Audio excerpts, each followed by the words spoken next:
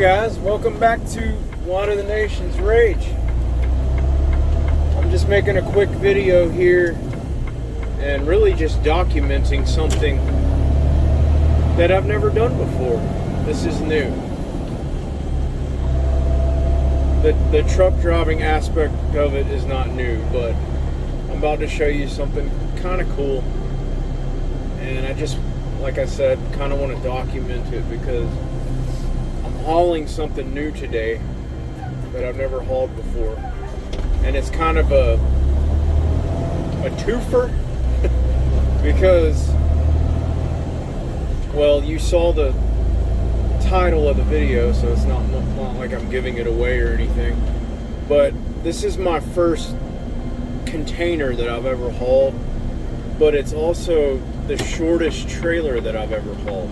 I haven't tried to park it yet. I'm actually about to pull into a Love's truck stop in Dublin, Georgia, and I'm gonna try to park this thing, and then I'll show it to you. And there's just some things on it that I want to film because, like I said, I've never hauled one of these before, and I'm curious. I want to see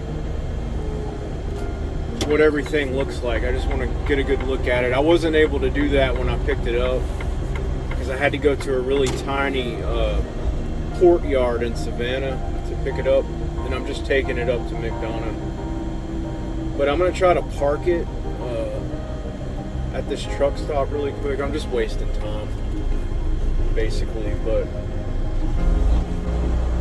I want to try to do a 90 degree.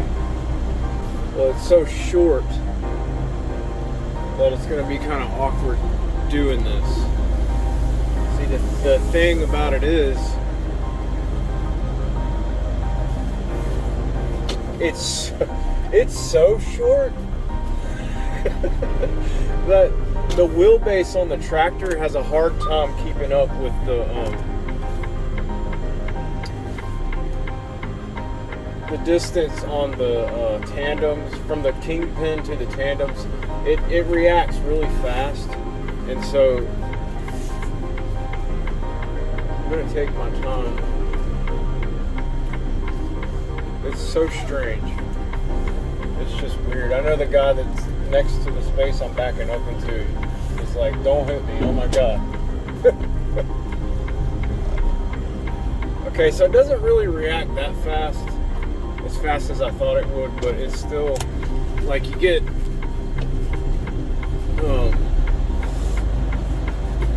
you kind of get in the angle that you would normally be at with a 53-foot trailer, and then it corrects itself. When you come back on it, it corrects itself so fast that like I said, the wheelbase on the tractor doesn't really have a chance to catch up with how fast the angle is changing on the tandems, if that makes any sense. It's not hard. It's not that hard to park though. It's not that bad. It's different though. Like, I'm still all crooked and stuff in my space, but I want to show you guys what it looks like. So let's get out real quick.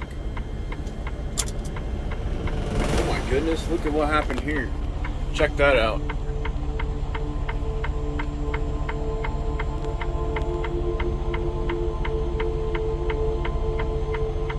That sucks. One thing I will say, while I'm still in the truck so you can actually hear what I'm saying, it's kind of interesting looking at these. I mean, this is the first one I've ever had, so it's the first chance I've really had to get to look at one. But this container, it's literally just sitting on top of a steel chassis. So you'll see what I'm talking about, where it's just kind of, it sits in a little groove from the front of the chassis and the back of the chassis. It just kind of fits in there, and then it's got these little like pin things, or I don't even know what you'd call them. They're not even really pins. I thought they were pins. I was always told that they were pins, and they kind of go through the holes on the bottom of the container, kind of like anchors, and then they just twist sideways, and that's what locks it onto the chassis, the whole thing. But these things are infamous for like flipping over and falling off of the chassis and stuff when they're not locked correctly. And I've actually seen that happen before, and it's not that uncommon for these things to flip over. But this is just a little baby trailer container. Let's look at it.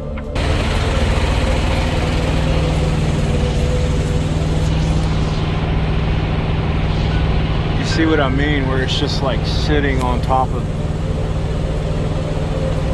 the chassis of the trailer.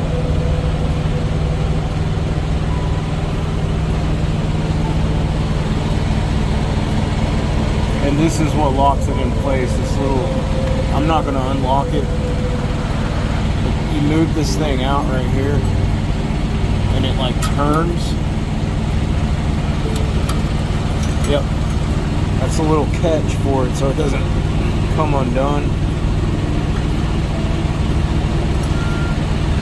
But you lift that up and then you pull this out. And it turns this little piece inside here. See that? That's all that's holding this thing on to the chassis, and there's 4 of them. One on each corner.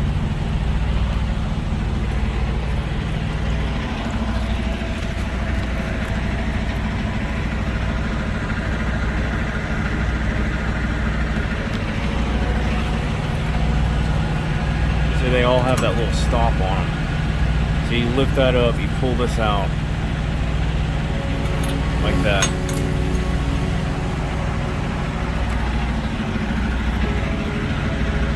It turns that little thing sideways and then it comes off like that.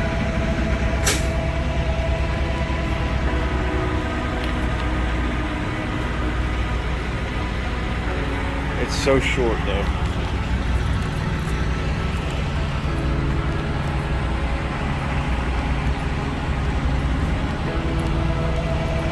That's literally got to be like 26 feet right there. And the crank for the landing gear is on the passenger side.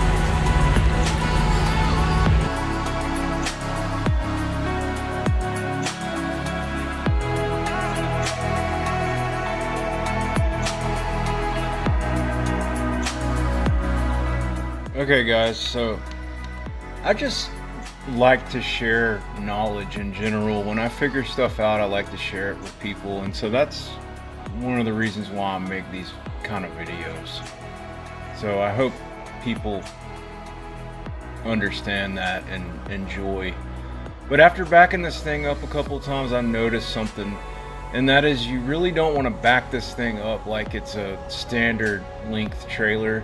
And here's why. You see, like when you get to an angle right there, you see what it's doing? The trailer is no longer moving back. I'm just basically pushing the tandem sideways. And by doing that, I'm pretty sure if you did that enough, it would actually damage the chassis of the trailer. It could like bend it. So what I'm thinking is, instead of trying to back in at a 90-degree angle like that, the trailer really is short, okay? The tandems are not that far away from the Kingpin. So by basically just pulling up to the space and trying to pull out like to the passenger side, in most cases I'm pretty sure you'd have enough room to get almost completely straight without having to back up like I'm showing you here. Like as long as you could have enough room to come, like cut it to the passenger side, pull out, straighten up, and then kind of line up with your space like that, it would prevent you from even having to do all the stuff that I'm doing right here. But yeah, I just wanted to point that out, that it's not a good idea to back up a really short trailer like that, because you're not really moving back after you get past probably less than 45 degrees. Basically all you're doing is pushing the tandem sideways.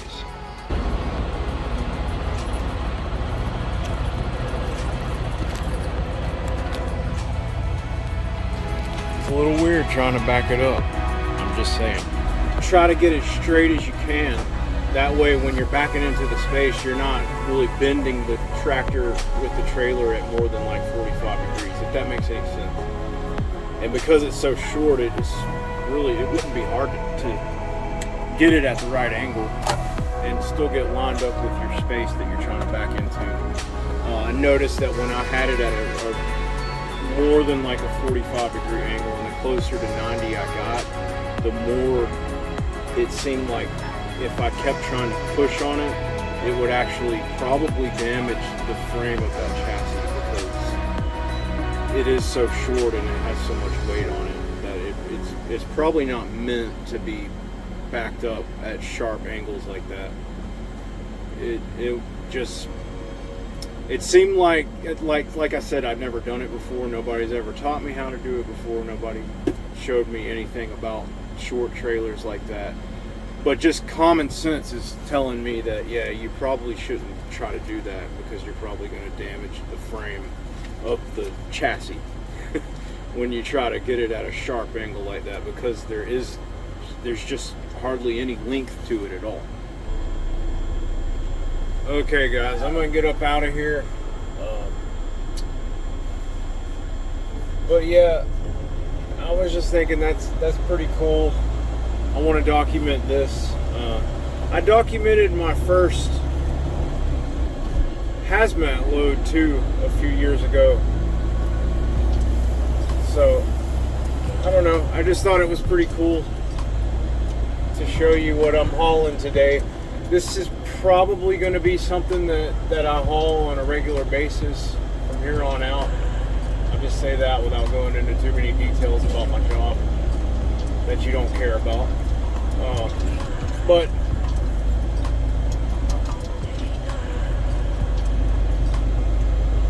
if you're wondering why such a short, small trailer, why would they make a trailer that short and small? If they can be bigger than that, why do they make them that small? And well, there are several reasons why, but I would think that the main reason why you'd have a trailer this short is simply just because of a weight factor. Because sometimes when you're hauling things that are literally that heavy, you don't, I mean, there's no way you'd fill a 53-foot trailer up with something that heavy. In my case, it's raw material. And it is very heavy. It's basically steel and glass that I'm hauling, but it's raw material, and it came from, an international port, or I should say the international port in Savannah. I'm not sure where it came from on the international level, but it did come from overseas somewhere. And yeah, it's just a simple matter that it's so heavy that you'd never be able to fill a 53-foot trailer up with it. So that's why they make smaller trailers, because you'd want it would make sense that you would want your trailer to be smaller if you're hauling something this heavy, because more structure means more weight. And so by making the trailer smaller, they're actually saving on the extra weight that an extra however many feet that is, another 26 feet would add to it. You see what I'm saying? So that's why they make trailers this small. And I'm pretty sure it's just the 26. It might be 30. The chassis itself might actually be 30. The container might be 26. I'm not exactly sure how long it is, but I know it's definitely not 40 feet or anything like that. I have hauled a 45-foot reefer trailer before. But this is these loads that we're going to start pulling from the port in Savannah, they're so heavy that we actually have to have a special permit for the state of Georgia to haul them. Okay, and so here's the last thing I want to show you real quick is the permit that I got. First time I've ever seen one of these. I'm going to cover this stuff up. This issuance of this permit, the issuance of this permit authorizes the movement of the vehicle or load below pursuant to authority contained in the Georgia Code of Public Transportation. It says gross weight 100,000 on 5 axles within the legal dimensions. That's what I take that to mean, and then it's good from now to August, and it goes into a little bit more detail. If you want to read that, it's up to you. I don't know how much this costs. Well, actually it says it right there, $50. That's not bad. So how much is a ticket for being overweight? Wonder if it's much more than that. Huh. Yeah, it just says continuous travel authorized 24 hours per day, 7 days a week for a gross vehicle weight of 100,000 or less. And then it goes on and it just says that you still have to follow the weight limits for standard roads, and it does say that if your container is 20 feet, that it's only allowed 80,000 pounds in it with a tandem weight of 44,000 pounds. But if it's 40 feet or over, it says that it can have up to 100,000 pounds on it. So yeah, just wanted to show you that. I was curious myself. I'd never seen an oversized, I mean, it says it right here, oversized permit unit. So it's just interesting to me because I've never seen that before. There you go. This is the first time I've ever had an overweight permit too. So lots of firsts today. I did have to go into the weigh station on I-16 on my way back. Funnily enough though, they called me in to the scale house from off the interstate. But once I went through the first scale, you know, the one that you have to slow down for on the main ramp, I was thinking they were going to call me into the main scale and then have me stop and show them the permit and everything. But no, they let me keep going. I think it's because there's so many in my fleet coming through here today that they're just expecting us, and they already know that we have all of our paperwork and everything, so they're not really worried about it. But yeah, I just wanted to explain that stuff and show you my trailer, show you what I'm hauling, talk about it a little bit. Hope you enjoyed it. Have you ever hauled a container before? Have you ever seen a container flip over or tip over on its side? Share some stories in the comments. All right, thanks for watching. Later.